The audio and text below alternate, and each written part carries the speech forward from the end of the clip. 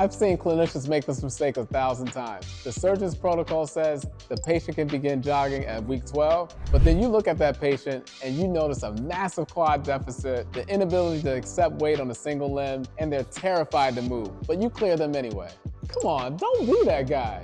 If you're still following a time-based protocol, you're doing clinical guesswork.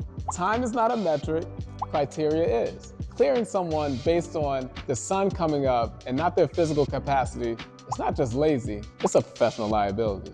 Hi, I'm Dr. Leon Knight, physical therapist and founder of the Performance Doc. I built the Pro Method because Elite Rehab isn't about a one-size-fits-all approach. It's about making clinical decisions that you can actually defend. I'm going to walk you through 3 scenarios, each following a different type of knee surgery. You will see how the rehab approach for each case is handled uniquely, although the end goal of return to sport is the same. First, we have the meniscectomy, where a torn piece of the meniscus has been completely removed. Since a meniscectomy is removing damaged tissue and not repairing it, we move right into functional restoration, where we are prioritizing range of motion, a normal gait pattern, and stair negotiation within the first 4 weeks. But with the meniscal repair, where the torn meniscus is sutured back together instead of being removed, everything changes. We are locked in extension and strictly limiting flexion to 90 degrees for the first 2 weeks. If it's a radial or root repair, then we are non-weight bearing and avoiding isolated hamstring activation for the first 6 weeks. If you follow a generic timeline on this type of thing, then you really F things up.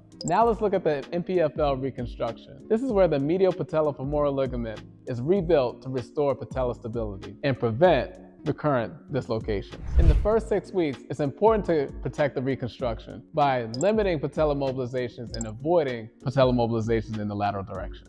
Another thing to keep in mind, the MPFL reconstruction will be most vulnerable between 20 and 30 degrees of open chain knee extension. Therefore, you want to avoid loaded open chain knee extension exercises through the full range of motion within the first 12 weeks. We have to stop using a one-size-fits-all method and start being clinicians who exercise judgment instead. When you move a patient from one phase of rehab to the next, you should be basing it off of objective criteria and tissue healing times in order to ensure readiness. If you're a clinician and you're tired of the status quo and ready to start using a criteria-based system that builds durability with your patients, follow us here. I believe in criteria, I believe in testing, and I believe in holding ourselves to a higher standard.